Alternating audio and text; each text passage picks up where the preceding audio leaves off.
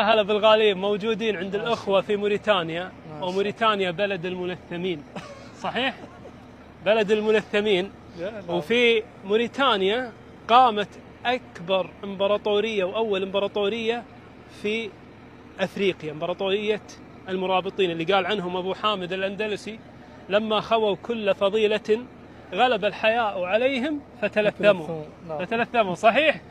فما شاء الله عليهم، هم قوم أشداء وكرماء، أهل غزوات وأهل حرب قديما، والتاريخ يشهد لهم بالفضيلة والعلم والأدب والكرم، وهذا اللي وجدناه منهم. يعني صراحة هم أخوة لنا، يعني حتى الاستعمار الفرنسي ما أثر عليهم، لغتهم العربية جميلة، سهل التواصل معاهم، ناس فيهم حفاوة، فيهم كرم، فيهم شدة. يعني ما هم مثل غيرهم من الشعوب، لما تروح ما يعرف لغة عربية، ما يتكلم لغته العربية، المستعمر مأثر عليه